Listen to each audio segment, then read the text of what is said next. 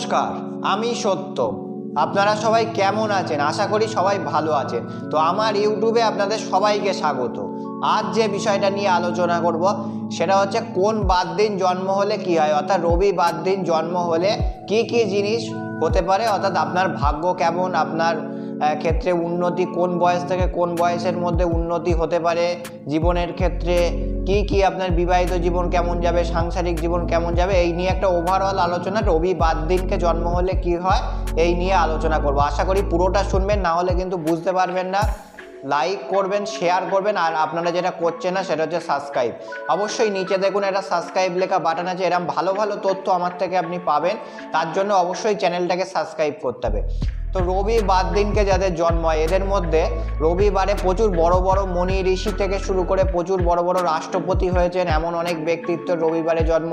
সাহিত্যিক, প্রশাসনিক অনেক বড় বড় লেভেলে চাকরি করেন, অনেক গায়ক, প্রচুর মানুষের রবিবার দিন জন্ম হয়েছে। বিশিষ্ট বিশিষ্ট মানুষের এই রবিবার দিন জন্ম হয়েছে। এরা একটু রাগী হয়, এদের মধ্যে হঠাৎ করে একটু মাথা গরম হয়ে যাওয়ার প্রবণতা রবিবার দিন জন্ম হলে থাকে। তো রবিবার দিনকে যাদের জন্ম হয় এরা বড় পরিবারে জন্মগ্রহণ করতে পারে, আভিজাত্য পরিবারে, অথবা এরা কোনো রকম আর্থিক দিক থেকে সচ্ছল এরম কোনো পরিবারে এরা জন্মগ্রহণ করে। যদি গরিব পরিবারে জন্মগ্রহণ করে এদের কিন্তু বাবা বলেন বা মা এরা জন্মের পরে, যাদের রবিবারে জন্ম হয়েছে সেটা জাতক হোক কিংবা জাতিকা, জন্মের পরে তাদের কিন্তু উন্নতি হয়।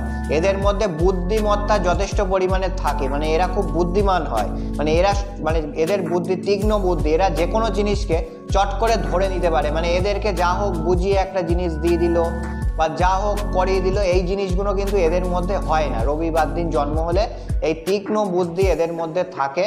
এদের মধ্যে যথেষ্ট চালাক প্রকৃতির এরা হয়। এদের মধ্যে ধরে নেওয়ার ক্ষমতা প্রচুর পরিমাণে থাকে। এরা একটু চাপা স্বভাবের হয়, অকারণে বক বক করা বা এই জিনিসগুলো এরা খুব একটা বেশি পছন্দ করে না। একটু চাপা স্বভাবের, লোকের কথা শোনে, নিজের দরকারি কথা বলে, কম কথা বলে, কাজের কথা বলে। অকারণে বক বক করা বা অকাজের কথা এরা খুব একটা বেশি বলে না। এরা পড়াশোনাতেও ভালো হয়, যথেষ্ট পরিমাণে জ্ঞানী হয়, এবং এরা আধ্যাত্মিক দিকেও যথেষ্ট এদের মধ্যে একটা নলেজ, আধ্যাত্মিক নলেজ থাকে। বা আধ্যাত্মিক দিকেও এদের লোক দেখানো জিনিস না, কিন্তু সামনাসামনি যেটা আধ্যাত্মিক একটা ভক্তি, শ্রদ্ধা এদের মধ্যে থাকে। এরা লোক দেখানো কোনো কিছুকে পছন্দ করে না, যে লোক দেখি আমি এই কাজটা করব, ওই জিনিসটা করব, এই ধরনের প্রবণতা এদের মধ্যে থাকে না। রবি বাদ দিন কিন্তু রবি গ্রহের সাথে রবি গ্রহ দেখে। তো জন্ম ছকে যদি আপনার রবি গ্রহ ভালো না থাকে তাহলে কিন্তু এই জিনিসগুলো আপনি পাবেন না। আপনাকে জন্ম ছকটা বিচার করিয়ে রবির পজিশনিংটা দেখিয়ে নিতে হবে। তো এদের বন্ধু সংখ্যা তুলনামূলকভাবে কম থাকে, কিন্তু যাদের সাথে এরা মেশে তাদের সাথে খুব ভালোভাবে মেশে, এবং এরা যাদেরকে ছেড়ে দেয় তাদের সাথে কিন্তু আর এরা সম্পর্ক করে না। এদের হয়তো অনেক বছর আগে বন্ধু ছিল একজন, তার সাথে হয়তো দেখা যাচ্ছে কোনো রকমভাবে কোনো ঝগড়া হয়েছে, আর তার সাথে সে সারা জীবনে কোনোদিনই সম্পর্ক রাখবে না। এদের যার সাথে ভালো সম্পর্ক তো তার সাথে খুব ভালো সম্পর্ক, যার সাথে সম্পর্ক নেই তাদের সাথে একদমই সম্পর্ক নেই। এই ধরনের প্রবণতা এদের মধ্যে থাকে। এরা মানুষকে খুব ভালো কথা বলতে পারে, খুব ভালো বোঝাতে পারে। এরা শিক্ষকতার লাইন এদের জন্য খুব ভালো হয়। এরা মোটামুটি কিন্তু আর্থিক দিক এদের খুব শুভ থাকে, অর্থভাগ্য এদের খুব ভালো। রবি বাদ দিনকে জন্ম হলে এদের অর্থভাগ্য ভালো, কিন্তু একটা কথাই আমি বললাম, জন্ম ছকে যদি রবির পজিশনিং ভালো না থাকে তাহলে কিন্তু এই জিনিসগুলো হবে না।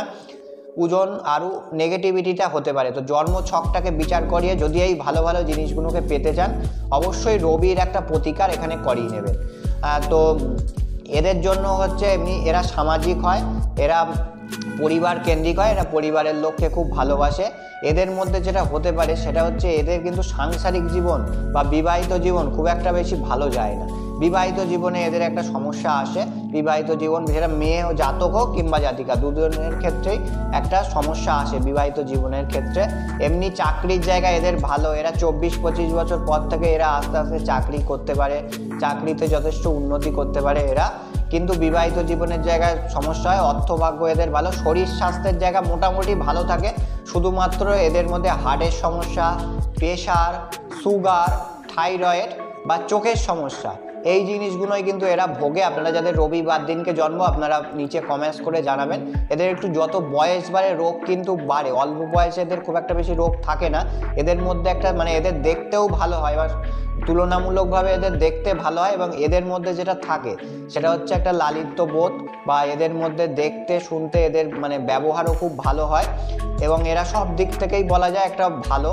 রবিবার দিনকে জন্ম হলো, এরা উচ্চাকাঙ্ক্ষী হয় খুব, মানে এরা ভালো খাবে, ভালো পড়বে বা ভালো ভালো জিনিস ব্যবহার করবে। এরা সবসময় চিন্তা ভাবনা থাকে ওপরের দিকে, এদের সবসময় চিন্তা ভাবনা ওপরের দিকে যে আমরা কি করে, আমি আজকে সেকেন্ড আছি, কি করে কালকে আমি ফার্স্ট হব, আজকে আমি নাম্বার পাচ্ছি 90%, কি করে আমি 95% নাম্বার পাবো।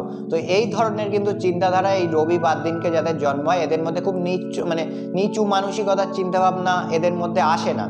তো ওভারঅল একটা রবিবার দিন জন্ম হলে কি হয় আমি আলোচনা করলাম আপনাদের সাথে। আর রবিবার দিনকে জন্ম হলে শুভ বার হচ্ছে প্রত্যেকের ক্ষেত্রেই, যে বারে তার জন্ম হয়েছে সেটা হচ্ছে শুভ বার হয়। আপনারা অনেকেই আমাকে যখন দেখান পার্সোনালিভাবে জিজ্ঞেস করেন, এবং বৃহস্পতিবার, এই দুটো বার এদের জন্য শুভ। তো আলোচনাটা কেমন লাগলো অবশ্যই নিচে কমেন্টস করে জানাবেন, আর কতটা আপনার সম্পর্কে মিললো, কত পার্সেন্ট, সেটাও আপনি আমার নিচে কমেন্টস করে জানাবেন। লাইক শেয়ার কমেন্টস করবেন, কি আরও কী কী জানতে চাইছেন অবশ্যই আমাকে কমেন্টস করে জানাবেন। নমস্কার, সবাই ভালো থাকবেন।